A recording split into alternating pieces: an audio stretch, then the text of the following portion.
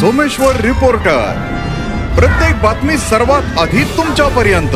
Someshwar reporter. नमस्कार, Someshwar reporter मध्ये आपलं स्वागत आहे। आता आपण आहोत पुरंदर तालुक्यातील नीरा नदीवरील ब्रिटिशकालीन पूल असलेल्या या पुलावरती। गेल्या 10 ते 15 दिवसापासून नीरा खोऱ्यातील चारही धरणामध्ये मोठ्या प्रमाणावर सततधार धुवाधार पाऊस पडत आहे। त्यामुळे नीरा नदीला 10 दिवसात जवळजवळ 3 ते 4 वेळा मोठ्या प्रमाणात विसर्ग सोडण्यात आलेला होता।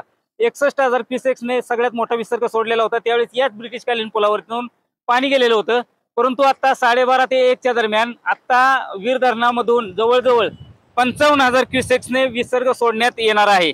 आतापर्यंत नीरा नदीत सोडलेला विसर्ग असा आहे। भाटघर धरणातून 22,631, नीरा देवधर धरणातून 7,060 आणि गुंजवणीतून 3,597 असा एकूण 36,835 हजार क्युसेक्स वेगाने नीरा नदीमध्ये पाणी सोडलेले आहे।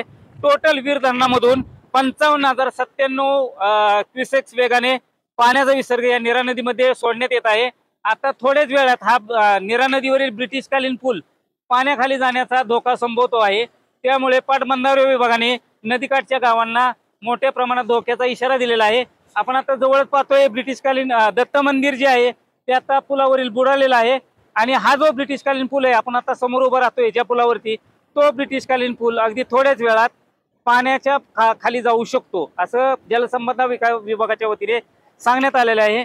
मोठ्या प्रमाणात बॅरिकेड्स लावून हा पूल बंद करण्यात आलेला आहे। जलसंपदा विभागाच्या वतीने यामध्ये सुरक्षतेची काळजी घेण्यात आली आहे। सोमेश्वर रिपोर्टर मी विजय लकडे, पुरंदर।